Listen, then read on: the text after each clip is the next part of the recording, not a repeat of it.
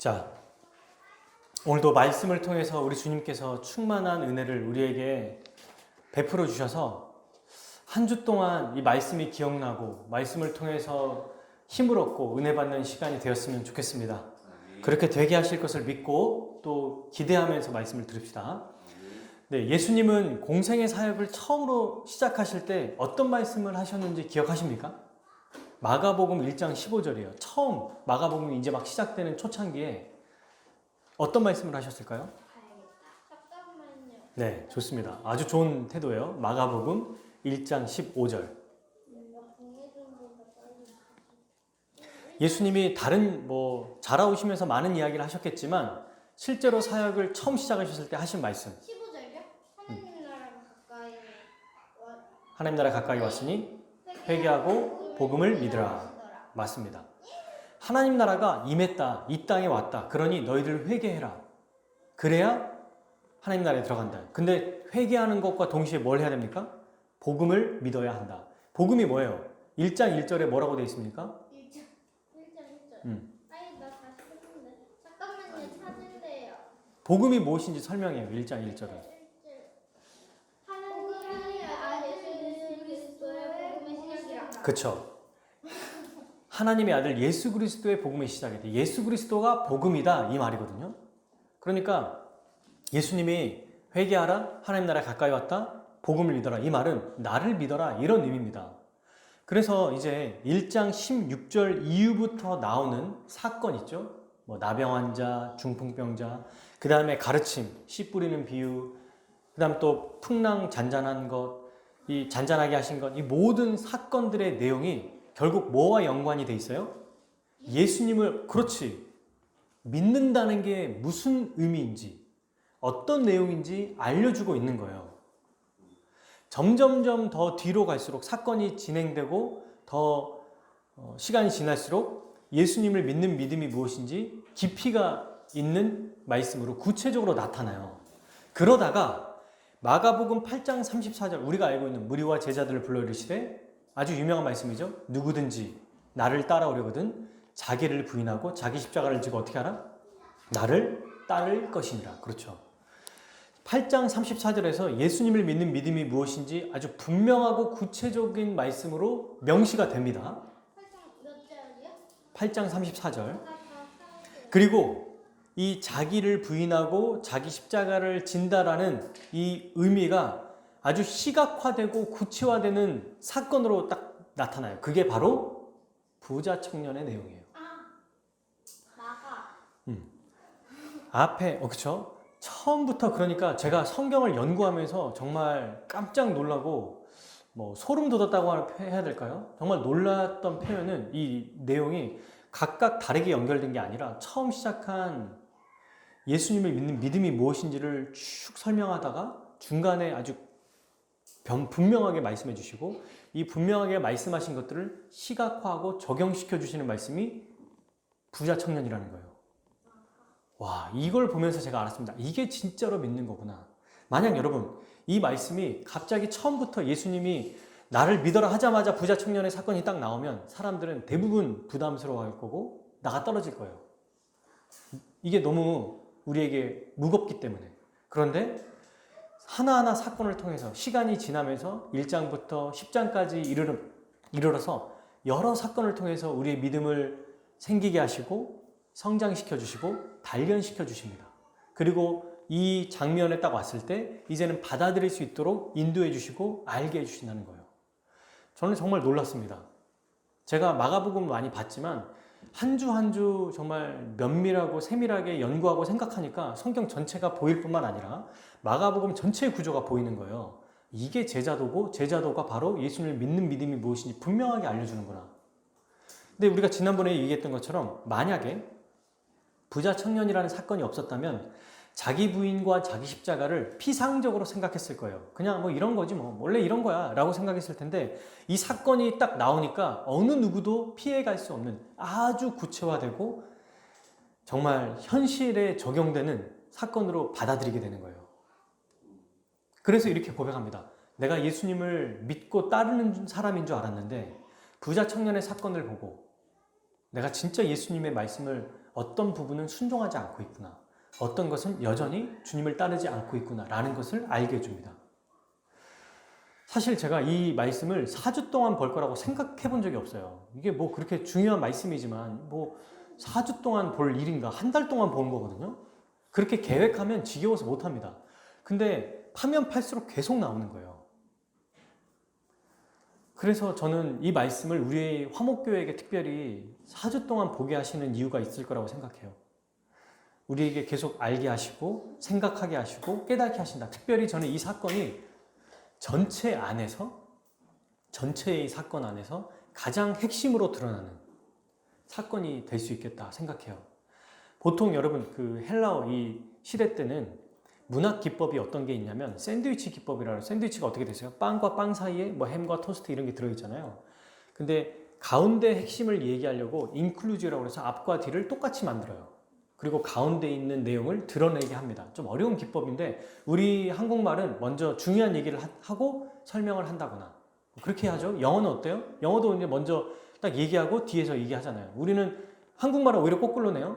쭉 얘기한다. 그러니까 이거야. 한국말은 끝까지 들어봐야 돼. 이러면서 이제 쭉 얘기하잖아요. 이 당시 헬라어에서는 그러니까 이야기하는 중간의 내용이 가장 중요한 내용이거든요. 그게 지금 마가복음 전체에서 8장과 10장 사이에 제자도가 있어요. 어쨌든 이 내용이 너무너무 중요하다는 것을 우리에게 알려주고 계십니다. 제자는 어떤 사람이죠? 그래서 이제 이해할 수 있어요. 아, 제자는 예수님이 말씀하시는 예수님을 믿는 사람이다. 첫 번째. 근데 믿을 때 어떻게 믿어야 되느냐? 나병 환자, 혈루병 걸린 여인, 소로보니게 여인, 귀신 들린 자의 엄마, 또 이 아버지를 통해서 전적으로 주님을 신뢰해야 된다. 어린아이와 같이 전심으로 정말 주님만 의지해야 된다. 라고 하는 것과 동시에 그러면 이것은 또 뭘 얘기하느냐? 예수님을 최우선으로 둬야 한다. 돈보다, 땅보다, 재산보다, 가족보다 예수님을 가장 사랑해야 된다. 이게 바로 제자의 삶이라는 거예요. 모든 것을 주를 위해, 복음을 위해, 교회를 위해 포기할 수 있는 자여야 한다라는 겁니다. 그런데 여기서 그치지 않죠. 또 우리가 알고 있는 내용을 종합해보면 포기했을 때 얻는 이 영광, 현세와 내세에서 얻는 이 영광이 얼마나 큰지를 알고 이것을 알고 비용 계산하는 자가 바로 제자다. 이런 제자는 어디까지 포기하는가? 우리가 다음 주에 보게 될 본문인데요. 예수님이 십자가에 죽으시는 얘기를 하시거든요. 자기가 또 다시 십자가에 죽으실 거다. 자기 목숨까지 주를 위해 포기하는 자가 바로 참된 제자다. 그런데 여러분, 이렇게 딱 얘기할 때, 어떻게 이해할 수 있냐면, 예수님을 따르는 자가 제자인 건 알겠어요. 그리고 제자로 살아가는 것이 얼마나 복된지 알겠어요. 그럴 때 여전히 부담스럽고 불편한 사람들이 있을 수 있습니다. 또 어떤 사람은 그래도 내가 제자로 살아가기 위한 것을 선택한 게 나니까 나에게 좀 공로가 있지 않나라고 생각할 수 있어요. 하지만 앞서 우리가 베드로의 그 대답을 통해서 알 수 있었잖아요. 베드로가 여쭤 이르되 28절이죠. 보소서 예수님, 우리가 모든 것을 버리고 주를 따랐나이다. 마치 우리도 뭔가를 하지 않았습니까? 그러니 어쨌든 이 비교할 수 없는 영광이 우리에게 있지만 우리도 뭔가를 했잖아요. 라고 이해할 수 있지 않겠습니까? 베드로가 자기의 공로를 뭔가 내세우는 것 같은 모습이 보여요. 우리도 마찬가지예요. 제자로서 이렇게 큰 영광을 누리는구나. 그런데 그래도 내가 제자로 살아가는 건 내가 결단한 거잖아. 라고 생각할 수 있는데 아닙니다. 이것도 하나님이 하시는 거예요. 주님의 은혜로. 왜 그러냐면 여러분 구체적으로 살펴보지 않겠지만 베드로가 예수님을 따를 때 어떻게 따랐죠? 사건 아십니까? 예수님이 어불로 살아가고 있는 베드로에게 찾아오세요. 그리고 한 번도 고기 한 마리를 낚지 못했던 이 베드로에게 찾아가서 깊은 데 가서 그물을 던져라라고 말씀해 주세요. 그래서 그렇게 했더니 고기가 찢어질 만큼 많이 생긴 거예요. 그리고 베드로가 예수님이 나를 따르라고 하는 순간 모든 것을 버리고 따른 겁니다. 원인이 어디에 있어요? 주님께 있어. 물고기를 많이 얻게 하신 예수님 그분 때문에 베드로가 따른 거예요. 우리가 이런 얘기를 하죠. 잘생기고 예쁜 사람 봤을 때 와 예쁘다 할 때 역시 내 눈은 대단해. 그런 사람이 어디 있어요? 그냥 나도 모르게 홀리는 거지. 너무 멋진 광경을 봤을 때, 와, 역시 내 눈은 시력이 좋구나. 감탄하는 사람이 어디 있습니까? 그 광경이 멋있는 거지. 이와 마찬가지예요. 모든 것을 버리고 주를 따랐다라고 할 때, 우리 주님이 가장 영광스러우니까 그냥 버리고 주를 따라갈 수밖에 없는 거예요, 이거는. 그에게 공로가 있는 게 아닙니다. 이게 제자의 삶이 그죠. 전적으로 주님을 믿을 수 있게 하시고, 또 그렇게 믿고 따랐을 때 가장 좋은 것을 주시는 분. 예를 들어서 이런 거예요. 우리가 지금도 자녀들이 좀 컸지만 좀 더 어렸을 때 보면 어떤 일이 있냐면 우리가 부모들이 경험하는 거예요. 아이를 데리고 놀이공원을 갑니다. 아주 좋은 놀이공원에 가서 이 아이를 위해서 시간을 투자하고 비용을 내고 그 다음에 얘가 좋아하고 먹고 싶은 걸 막 사줘요. 그러다가 이제 이 아이에게 그 먹고 있는 아이스크림 혹은 이제 그 자기가 좋아하는 과자 하나를 이제 이렇게 얘기해요. 부모는 그냥 하나 먹고 싶거나 한번 그냥 이야기하는 거죠. 하나만 줘봐 아빠, 하나만 줘봐 엄마 할 때 안 주지 않고 이렇게 딱 줄 때가 있잖아요. 그리고 또 가만히 있을 때 엄마가 아빠가 좋아해가면서 하나 딱 집어주고 딱 하나 먹었을 때 어떻게 해요? 부모는 감동해요. 그래서 어떻게 합니까? 더 얘에게 막 더 좋은 걸 사주려고 마음을 먹습니다. 여러분 그 과자 하나가 그렇게 대단해요? 부모가 그거 먹고 싶어서 막 기다리고 인내하고 얘가 안 주면 어떡하지 이럽니까? 안 그래요. 아무것도 아닌 거예요. 부모 입장에서는. 그런데 자녀가 감사한 마음으로 했을 때 더 큰 걸 주시거든요. 우리 주님이 그렇게 하신다는 겁니다. 이미 제자로서 선택할 수 있도록 제자로 살아갈 수 있도록 선택하게 하시고 은혜를 주셔서 제자로 또 살아갈 때 상상할 수 없는 비교할 수 없는 큰 은혜와 영광을 우리에게 주신다는 것. 이게 바로 제자의 삶이다.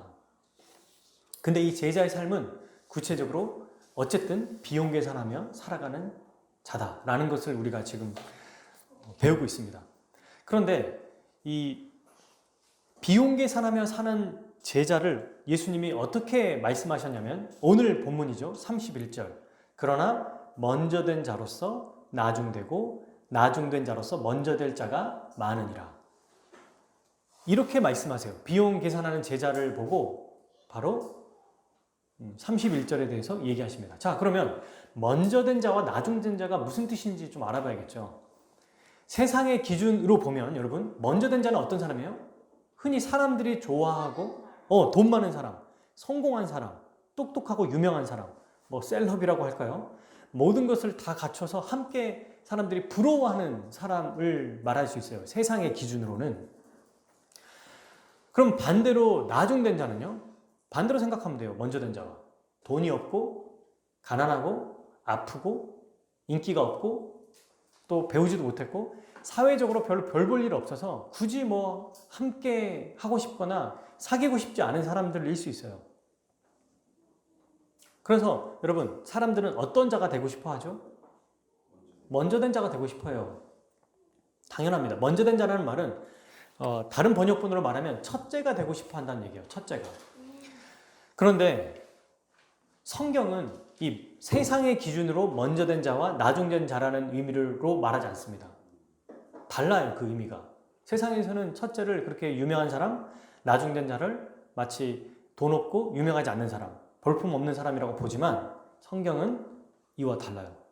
이걸 알기 위해서는 우리가 뭘 알아야 되냐면 9장 34절에 보지 않으셔도 돼요. 제자들이 제자도를 말씀하시는 그 상황에서 길을 떠나면서 어떤 걸로 다투냐면 누가 크냐 하는 걸로 다툽니다. 네가 첫째냐 내가 첫째냐, 네가 높냐 내가 높냐, 네가 두 번째냐 세 번째냐 내가 먼저다 막 이러면서 서로 싸우는 거예요. 이 관점에서 예수님이 먼저 된 자와 나중된 자를 말씀하시는 겁니다. 세상의 기준에서는 별 볼 일 없고 볼품 없어 보이는 사람이 그죠? 이런 사람이 나중된 자인데 이런 사람이 예수님의 관점에서 보면은 어떤 사람이냐면 다른 사람보다 더 낮은 자가 되려고 하는 사람을 얘기해요. 무슨 얘기냐면 먼저 된 사람은 여기서 말하는 먼저 된 사람은 다른 사람보다 더 큰 자가 되려는 사람이죠. 나중된 사람은 다른 사람보다 더 낮은 자가 되려고 하는 것. 즉 무사람의 끝이 되려고 하는 사람을 얘기하는 겁니다. 나중된 자는 꼴등이 되려고 하는 사람 스스로 스스로 다른 사람을 위해 꼴등이 되려고 하는 사람을 나중된 자라고 얘기하는 거예요. 충분히 나중되지 않아도 돼요. 가만히 있으면 그냥 먼저 자가 될 수 있고 혹은 중간 이상이 될 수 있어요. 굳이 꼴등이 되지 않는 사람이지만 우리 주님 뭐라고 하시냐면 나중된 자가 되어야 한다고 말씀하고 계세요. 스스로 꼴등이 돼야 된다고 말씀하고 계세요. 스스로 꼴등이 되어요. 이런 자가 복이 있다고 말씀하십니다. 왜요? 이런 자에게 뭐라고 말합니까? 스스로 모든 사람의 끝이 되어서 다른 사람을 섬기고 헌신하고 베풀려고 하는 이 사람이 먼저 되는 자다. 하나님 나라의 가장 큰 자다. 이렇게 말씀하시는 거예요. 여러분, 이게 바로 하나님 나라의 원리입니다. 역전된 원리라고 그래요. 이걸 보고 세상은 돈 많고 큰 사람, 돈 많고 훌륭하고 유명한 사람을 큰 자라고 얘기하지만 예수님, 하나님 나라에서는 스스로 더 어렵고 힘들고 이런 자들과 함께하기 위해 자기 스스로 낮은 자의 위치에서 살아가는 자를 가장 큰 자라고 말씀하신다는 거예요. 이게 바로 제자죠. 제자는 자기의 유익을 포기하고 힘들고 어려운 자와 함께합니다. 그리고 그를 위해서 자기의 돈과 시간과 에너지를 쓰는 거죠. 이런 사람은 세상에서 볼 일 있는 사람이었다가 볼 일 없는 사람으로 전락해요. 제자로 살아가면서부터. 그러나 이런 사람을 우리 주님은 가장 큰 자라고 말씀하신다는 거예요.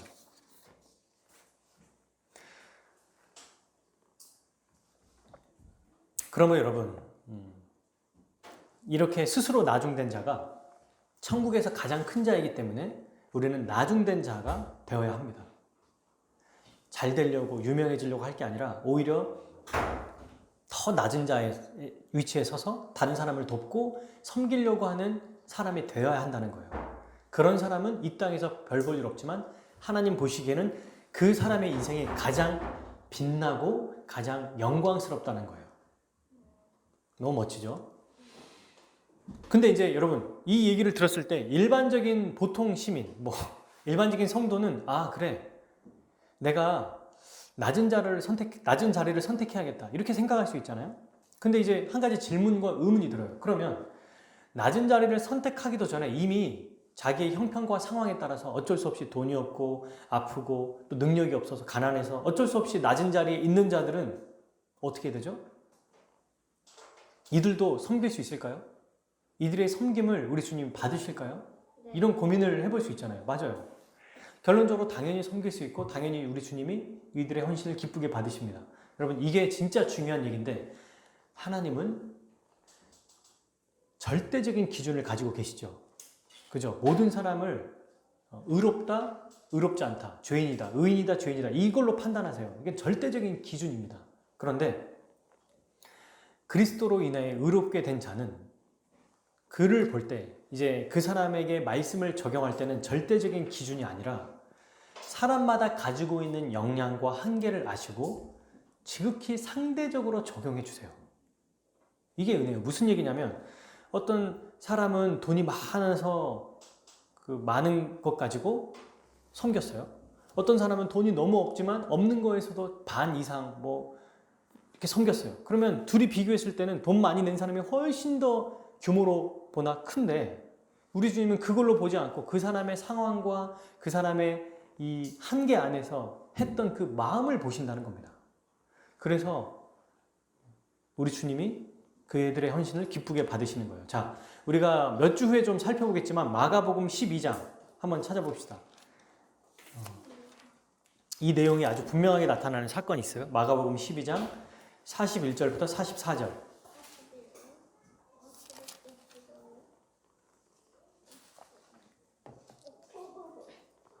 자, 41절 제가 볼게요. 예수께서 헌금함에 대하여 앉으사 우리가 어떻게 헌금함에 돈 넣는가를 보실세 여러 부자는 많이 넣는데 한 가난한 과부는 와서 2렙돈 곧 한 고드란트를 넣는지라. 예수께서 제자를 불러다가 이르시되 내가 진실로 너희에게 이르노니 이 가난한 과부는 헌금함에 넣는 모든 사람보다 많이 넣었도다. 그들은 다 풍족한 중에서 넣었거니와 이 과부는 그 가난한 중에서 자기의 모든 소유 곧 생활비 전부를 넣었느니라 하시니라. 아멘. 여러분, 헌금하는 걸 딱 예수님이 봤는데 부자들이 돈이 막 엄청 많은 부자가 돈을 막 이렇게 헌금을 한 거예요. 그리고 또 저기 이제 가난한 과부. 여러분 이 두 개가 굉장히 중첩돼 있어요. 가난한데 과부예요. 혼자 산다는 여인이에요. 이 당시에는 여인 혼자 일자리를 얻을 수 없었기 때문에 거기다 가난하게까지 하니까 얼마나 지금 열악한지 알 수 있거든요. 근데 이 여인이 와서 두 렙돈 한 고드란트를 냅니다. 오늘날로 한 사람이 이게 얼마인 줄 알아요? 1,000원.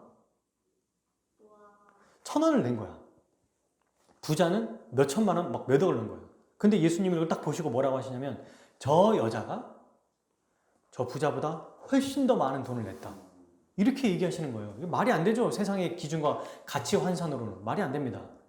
그런데 그러면서 뭐라고 하시냐면 부자는 풍족한 중에 넣었지만 이 여자는 자기가 가진 없는 것 중에서도 냈다. 그러니 이 여인이 가장 많이 낸 거다. 여러분 동시에 그럼 부자는 인정 안 해준 게 아니에요. 우리가 오해하는 게 부자는 예수님이 안 기뻐하셨다는 게 아니에요. 기뻐하시는데 더 귀하게 보신 게 자기의 수준에서 최선을 다한 자를 보고 기뻐하셨다는 겁니다. 돈의 액수가 중요한 게 아닙니다, 여러분. 헌금이든 섬기는 거든 헌신하는 거든 시간도 그렇고 내가 없는 중에 하는 정말 작은 것 하나라도 내가 할 수 있는 것을 한다면 우리 주님이 가장 기뻐하시는 거예요. 이건 여러분 모든 제자에게 포함이 됩니다. 돈이 많은 사람이든 돈이 없는 사람이든 가난한 사람이든 가난하지 않는 사람, 부자든 또 건강한 사람이든 몸이 아픈 사람이든 많이 배운 사람이든 조금 배운 사람이든 자기의 상황에 맞게 정말 주를 위해 주를 기쁘시게 하기 위해 주께 받은 은혜를 알고 십자가 은혜를 알고 최선을 다해서 섬기는 그 태도와 자세를 보고 우리 주님이 가장 기뻐하신다는 거예요. 이런 인생을 우리 주님이 빛나고 영광스러운 인생이라고 말합니다. 그러니 여러분 이 제자로 생각할 때 내가 스스로 낮은 자리에 처해야지 라고 생각하면서 적당히 지난주 얘기했죠. 적당한 것, 충분한 것 이 정도면 됐지가 아니라 사람마다 달라서 이거는 자기가 알아요. 내게 이 정도는 최선이다 라는 걸 압니다. 그렇게 주를 위해 하는 모든 것이 가장 값어치 있는 거예요. 그래서 여러분 어쩔 때는 이런 게 어떤 사람에게는 정말 힘들고 어려운 사람에게는 우리가 봤을 때 겉으로 봤을 때는 정말 별 볼 일 없고 아무것도 아닌 것처럼 보일 때도 있어요. 몸이 막 아프고 허약한 사람들은 잠깐의 시간을 내서 다른 사람들의 이야기를 좀 들어주고 또 물 하나 떠주는 거, 또 돈이 없는 사람에게는 정말 떡볶이 하나 사주는 거, 아이들에게 마이쮸 하나 사주는 게 그들에게는 엄청 큰 돈이 될 수 있는 거예요. 돈이 좀 있어서 이렇게 한번 한 끼 사주는 거에 막 맛있는 거 사주는 것보다 이 사람들은 고민하고 고심해서 성도들에게 정말 이번 달에 이걸 줄이고 저걸 줄여서 이렇게 내가 섬겨야겠다 하면서도 많이 못해서 미안해하면서 그런데도 이렇게 섬기는 거에 기뻐하는 거, 이런 걸 우리 주님이 가장 기뻐하신다는 겁니다. 이렇게 사는 게 나중된 자로 사는 거예요. 이게 제자로 사는 겁니다. 여러분 이렇게 섬기는 삶이 개인으로 우리가 또 살아갈 수 있죠. 내 이 일생의 삶을 어떻게 살아갈 것인지 성경을 보면요 점점점 구체화되는 것 같아요. 한 단계 더 들어가고 한 단계 더 들어가고 한 단계 더 들어가서 우리가 부인할 수 없을 만큼 부정할 수 없을 만큼의 아주 분명하고 정확한 메시지를 줘서 할 거냐 하지 않을 거냐 딱 거기서 결단하게 하시는 것 같아요. 우리 주님이 오늘 이 말씀을 통해서도 나중된 자는 정말 자기가 할 수 있는 최선의 모습을 통해서 주를 섬기는 자다. 크기와 상관이 없다. 규모와 상관이 없다라는 것을 알게 되는 거죠. 근데 이 개인의 영역 말고 또 있습니다. 혼자서 섬기는 영역 말고 또 아주 잘 섬길 수 있는 곳이 있어요. 그것이 어딜까요? 교회! 맞아요. 교회입니다. 교회 안에서 아주 뿌듯해요. 잘 섬길 수 있어요. 어떻게 하면 되죠? 먼저 교회 안에 들어가면 돼요. 교회 성도가 되면 돼요. 교회 안에 있으면 돼요. 이렇게 함께 모이는 수도 있고 또 온라인이지만 함께 또 성도로서 교제하면 됩니다. 그래서 어떻게 하면 되냐면 로마서 12장 15절 말씀대로 하면 돼요. 로마서 12장 15절 제가 한번 읽어드릴까요? 로마서 12장 15절 우리 한번 찾아봅시다. 네. 저를 쳐다보시는 거 보니까 한번 찾아봤으면 좋겠다라는 생각이 들어서 로마서, 마태복음, 마가복음, 누가복음, 요한복음, 사도행전, 로마서. 로마서는 로마서 몇 장이에요? 12장. 우리 신약성경 제 성경으로는 255페이지, 256페이지네요. 257페이지 이 어간에 있어요. 로마서 12장 15절 같이 읽어봅시다. 시작. 즐거워하는 자들과 함께 즐거워하고 우는 자들과 함께 울라. 아멘. 개인적 영역에서 우리가 해야 될 일이 있고 교회로서 해야 될 일이 있는데 교회로서 어떻게 하면 된다? 즐거워하는 사람과 함께 즐거워하고 우는 자와 함께 울면 된다는 거예요. 지체의 아픔을 함께 나누고 지체의 기쁨을 함께 누리면 된다는 겁니다. 여러분, 근데 이 일을 어떤 공동체에서 하죠? 교회 이전에? 원래 가정에서요. 가족인 거예요, 가족. 자녀가 잘 됐는데 아버지가 자기와 아무 상관이 없어. 공부도 잘해서 상을 받거나 운동을 잘해서 뭔가 했을 때, 또는 다른 사람과 해서 칭찬받았어. 그게 무슨 상관이야, 나랑. 이러면서 관심이 없어. 뭐 어쩌라고, 이러고. 또 아버지가 돈을 많이 벌었는, 이제 승진하거나 아니면 또 칭찬받고 좋은 일을 많이 하셔서 사람들에게 존경을 받아요. 그러면 자녀들이 내가 아닌데 뭐 무슨 상관이야. 이러면 가족이 아니에요, 이거는. 그쵸? 너무 슬퍼해. 자녀가 아파서 또는 이제 우리 아이들이 커가지고 사랑하는 사람과 잠깐 연애했다가 헤어졌어. 썸만 탔어. 속으로 속앓이. 그때 이렇게 얘기하죠. 네 인생이니까 네가 해. 나하고 아무 상관이 없어. 이런 부모 없어요. 자녀 때문에 못 자고 슬퍼하고 그 애를 찾아가 봐야 되나 이러면서 고민하고 이렇게 함께 아파해 주는 게 가족이잖아요. 이거를 하면 된다는 겁니다. 제자는 개인의 영역에서 할 수 있는 최선을 다해서 하는 것뿐만 아니라 교회의 구성원으로 딱 들어가서 함께 우는 거예요. 여러분, 더 힘든 게 함께 우는 겁니다. 보통 이제 장례식장에 갔을 때 제가 교회 장례식장을 가죠, 당연히. 근데 교회가 아닌 이제 친척이나 아니면 좀 일반 친구들 중에 혹은 아는 분들 통해서 장례를 가보면 너무 확연히 차이가 나요.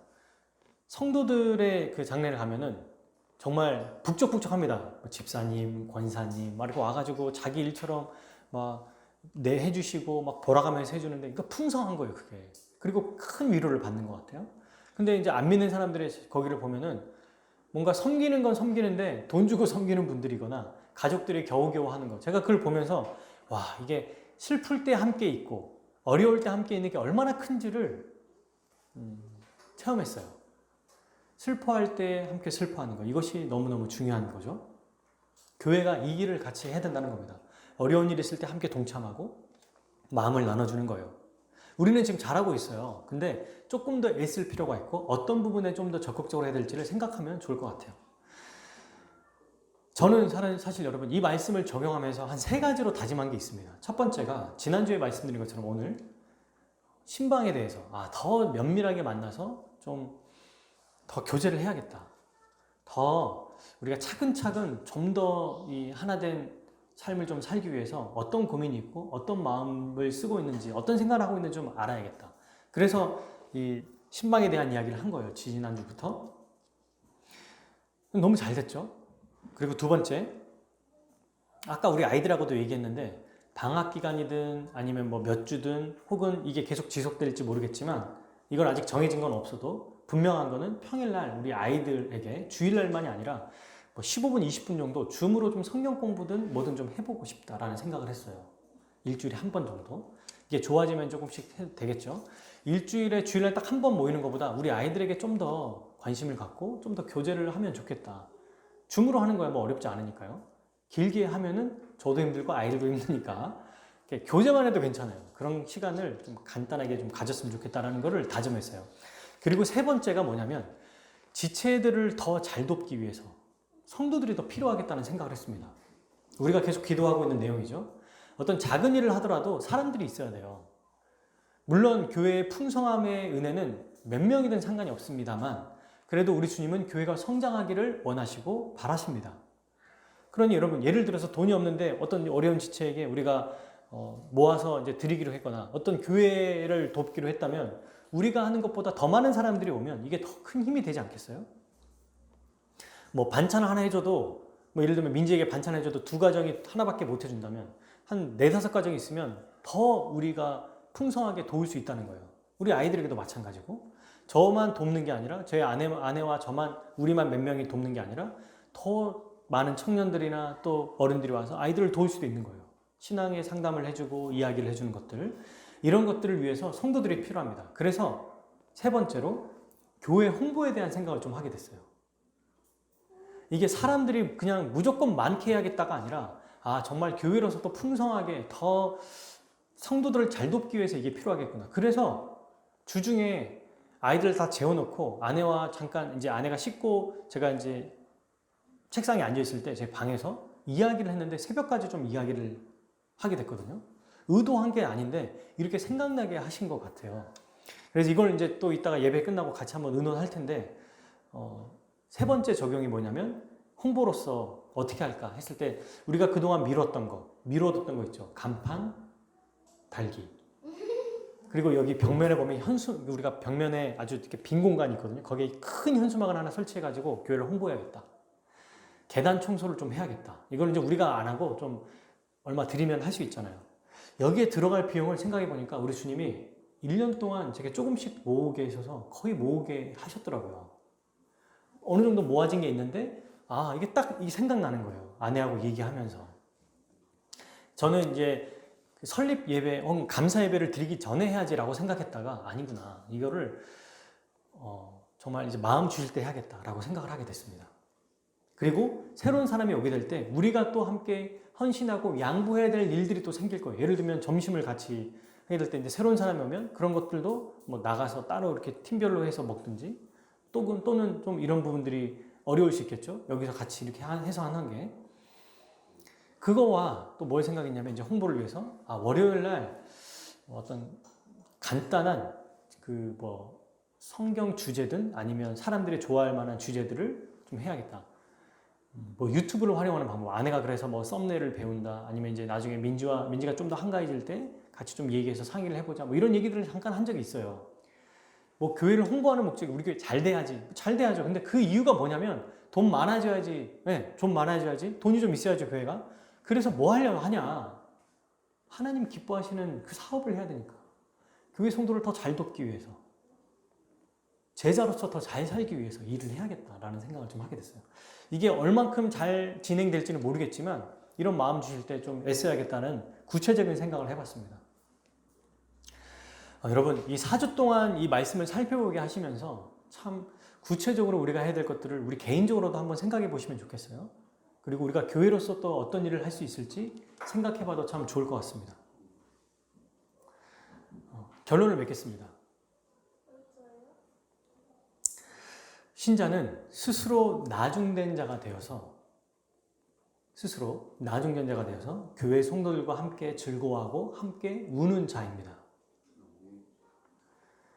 이것이 우리를 주님이 제자로 부르신 목적이에요. 내가 할 수 있는 범위 안에서 열심히 돕고 최선을 다하면 돼요. 어떤 상황에 있든지 간에 우리 주님은 상대적으로 적용해 주시고 그 사람의 열심으로 하는 그 섬김을 규모로 보지 않고 가장 값지고 영광스럽게 받아주세요. 왜 그럴까요? 우리 하나님은 마음을 보시는 분이니까. 외형이 아니죠. 그래서 많이 받는 자는 많이 섬기고 적게 받는 자는 적게 섬기면 됩니다. 은혜의 크기대로 섬기면 되는 거예요. 이게 제자로서 살아가는 삶입니다. 이런 자를 우리 주님은 천국에서 큰 자다라고 말씀하세요. 그리고 또 교회로서 살아갈 수 있겠죠. 교회로서 또 제자로 살아갈 수 있습니다. 함께 어려운 자들과 함께하고 또 슬퍼하는 자와 함께하고 즐거운 자와 함께하는 것. 이 일들을 우리가 할 때 교회로서 또 함께 살아갈 수 있어요. 이를 위해서 사람이 필요하기 때문에 그런 것들을 위해서 구체적이고 어찌 보면 이게 별게 아닐 수도 있고 어찌 보면 이게 얼마나 큰 연관성이 있을까라고 생각할지 모르겠지만 그러나 해볼 수 있는 것들을 해보면서 우리 주님의 은혜를 구하는 것도 좀 중요하겠다는 생각을 해봤어요. 사랑하는 여러분, 우리가 혼자 살면 충분히 존경받고 잘 살 수 있는 분들이 있어요. 근데 교회 성도가 되어서 스스로 낮은 자리를 택하고 무사람의 끝자리를 선택해서 함께 슬퍼하고 또 위하고 자신의 것을 내어주고 섬기고 헌신하는 이런 삶을 우리 주님이 가장 기뻐하십니다. 이런 삶을 보고 이 세상이 감격하고 감동하는 거예요. 올해 끝으로 제가 한 가지만 좀 예화랄까요? 별로 이렇게 예화를 직접적인 거 아니면 안 하고 싶은데 뚜렷이 이거 말고 생각나는 게 없어서 좀 예화를 좀 드리고 싶은 게 있어요. 2월 달에 TV에서 그 이삭 토스트 대표라는 분이 나왔어요. 이거 보신 분도 있을지 모르겠습니다. 그 유퀴즈라고 하는 프로그램을 통해서 뭐 맛에 뭐라고 하는데 제가 다 보진 않았지만 이제 저희 교회 홈페이지에 이제 그 설교가 잘 올라왔나 이렇게 보다 보면 뭔가 이렇게 떠 있잖아요. 그때 이제 오니까 한번 클릭을 해봤을 때 제가 보게 된 건데 이 이삭 토스트 대표분이 방송에는 믿는 사람이라는 얘기가 언급이 안 돼 있거든요. 근데 이제 그 유퀴즈에 대한 짤막한 그 영상에 댓글이 아주 많이 달려 있더라고요. 이분에 대해서.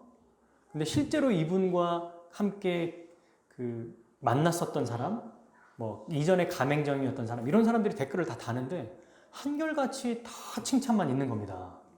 그리고 더 놀라운 거는 사람들이 뭐라 하냐면 이분 때문에 내가 교회를 다녀봐야겠다 이런 댓글도 있어요. 그러니까 어떻게 사셨는가 봤더니 뭐 다 설명해 드릴 수는 없지만 뭐 먼저는 프랜차이즈 처음에 업체를 창업해가 해줄 때 창업비를 보통 받잖아요. 자기 본사가 안 받는다. 그리고 이제 돈 벌 때 인테리어 비용을 보통 많이 이렇게 받거든요, 본사가. 근데 인테리어도 업체와 직접 연결해줘서 거의 이윤을 좀 거의 안 받는 거예요. 재료도 모두와 그 모든 그 가맹점이 이윤을 공통적으로 남겨야 되니까 가격을 통일시키기 위해서 가장 좋은 재료를 모든 가맹점에게 주는 거예요. 그 가맹점 점주라는 분이 실제로 그 인터뷰했을 때 자기들이 직접 공수하는 것보다 본사에서 받는 게 훨씬 더 싸대요. 보통 프랜차이즈는 돈을 많이 벌어 먹으려고 자기네들이 주면서 더 조금이라도 비싸게 받는 경우가 있잖아요. 그리고 이제 창업을 하기도 전에 창업할 생각이 그러니까 프랜차이즈를 할 생각이 없었는데 너무 힘들어서 돈을 이제 토스트를 만들기 시작했고 너무 잘 됐대요. 근데 어떤 사람이 지인을 통해서 찾아온 거야. 근데 그 사람이 너무 힘들어하니까 그냥 무상으로 이 사람에게 비법을 알려준 겁니다. 근데 알려줬는데 이제 막상 장사할 돈이 없는 거예요. 그러니까 어떻게 했냐면 자기 돈 8천만 원이라고 하던데 그 돈을 먼저 주고 장사하면 갚으라고까지 했던 거예요. 그렇게 하다 보니까 이제 프랜차이즈가 나중에 돼서 하다 보니까 수억을 손해본 적도 있답니다. 그걸 받고 도망간 사람도 많대요. 근데 그분이 뭐라고 했냐면 이렇게 얘기하는 거예요. 그래도 다시 내가 처음에 얼마나 힘들었는지를 생각하고 계속해서 그렇게 해나간다는 거예요. 그런 장면에서 안 믿는 사람들이 엄청난 감동을 받아요. 대체 저 사람은 뭐길래, 저 기업은 뭐길래 이 세상의 원리와 다르게 생각하고 살아가지? 어떻게 저렇게 살지? 어떻게 저런 인생을 살지? 그리고 실제로 그분을 보면은 저는 댓글 중에 이런 것도 봤습니다. 자기가 그러니까 이 사람의 그 모습만 봐도 마음이 편안해진다는 거예요. 너무 존경스럽고 너무 감격스러워서 이미 봤는데 한 번 또 본다는 거예요. 모습과 행동에서 드러납니다. 자기가 믿는 사람이라는 말이 없어요, 그 내용에. 근데 밑에 그게 다 나와요. 그리고 이게 맞는지 모르겠지만 그 목사님 아내 사모님이래요, 이분이. 그러니까 진짜 신자로서 얼마나 멋지게 살아가는지. 그러면서 자기가 이제 가맹점 대표 혹은 회장으로서 어디에 가장 큰 기쁨을 느끼냐 했을 때 직원들에게 인센티브를 1년에 4번 주는데 인센티브를 많이 줄 때 제일 기쁘대요. 세상에 이런 회장이 어디 있습니까? 이런 대표가. 그리고 제일 큰 고민이 뭐냐면 자기 때문에 시작한 가맹점들과 직원들의 가족들이 있어서 항상 전쟁터 한가운데 있는 느낌을 받는데요. 여기는 돈을 많이 못 본 생각보다 많지 않다는 거예요. 다 이렇게 주니까. 이런 걸 보면서 교회는 아니지만 믿는 자로서 우리가 그러니까 교회가 어떻게 살아야 되는지 하나의 본을 보여주는 것 같아요. 지금 방금 우리가 말씀으로 봤던 것, 나중전자로서 살아가는 삶이 얼마나 세상 사람들에게 감격을 주고 감동을 주는지 우리는 이 한 분의 삶을 통해서도 알 수 있습니다. 저도 진짜 깜짝 놀랐어요. 댓글에 그 보통 이제 뭐 좋아요 누르고 안 좋은 거 있잖아요. 어제까지도 한번 확인해 봤거든요. 싫어요가 하나도 없어. 사람들의 댓글 중에서도. 너무 깜짝 놀랐습니다. 그리고 5년 전에 한번 찾아보세요. 5년 전, 7년 전에 있을 수도 있어요. 제가 봤던 댓글 중에는 이 사람들 중에는 아, 제가 만났던 그 사장님이군요. 그분이셨군요. 그러면서 뭐라 하냐면 다 천사가 따로 없다. 이분이 진짜 현대판 천사다. 다 이런 얘기야, 다. 그리고 예전에 제가 뵀을 때와 똑같군요. 몇 년 전에 가맹점 하다 그만둔 사람인데 그때와 지금이랑 똑같습니다. 대표님. 뭐 이런 얘기들인 거예요. 그걸 보고 안 뵙는 사람들이 하나같이 하는 얘기가 이삭 토스트 오늘부터 출근합니다. 뭐 이런 얘기가 주로 이루고 그러면서 나도 저분 때문에 교회를 한번 가봐야겠다라고 하는 분도 있다는 거예요. 교회를 가겠다 안 가겠다 그런 결정이 중요한 게 아니라 이러한 삶이 감동을 준다는 것입니다. 이렇게 이분이 항상 생각하는 건 내가 얼마나 힘들었는지 알기에 그렇게 합니다. 항상 초심으로 생각한다는 거예요. 그리고 거기 제가 기업의 홈페이지 들어가 봤거든요. 정말 그 기업의 가치가 말씀대로 정말 공정하고 다른 사람에게 베풀며 살아가는 게 기업의 가치더라고요. 세상에 이런 기업이 있구나, 우리나라에. 깜짝 놀랐습니다. 남들이 봤을 때는 어리석고 바보고 미련하다고 생각하겠지만 여러분 이 유퀴즈가 나온 다음에 기사가 뭐라고 뜨냐면 가맹점이 850개래요. 근데 지금 이미 기사가 나온 다음부터 1000개가 넘었고 이삭 토스트에 있는 그 전국에 있는 다인지 모르겠지만 댓글 중에 유퀴즈 나오고 나서 알바생을 한 명 또 뽑았대요. 자기 앞에 있는 이삭 토스트 지점이. 이러한 삶이 아무것도 아닌 것 같은데 우리 주님이 정말 큰 은혜를 또 주신 것 같아요. 이런 걸 보고 우리 사도 바울은 이렇게 우리에게 이야기합니다. 제가 이 말씀을 읽어드리고 마칠게요. 고린도후서 6장 9절에서 10절.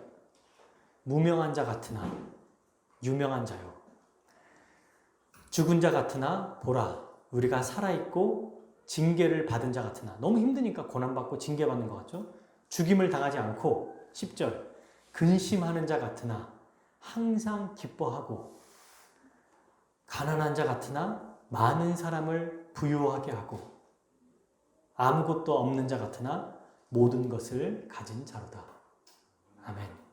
이런 삶을 살 때 우리 주님이 가장 큰 자로 우리를 여겨주실 겁니다.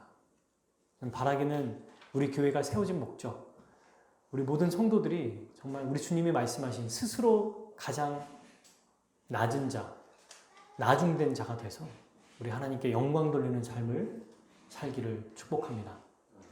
우리 함께 기도하겠습니다.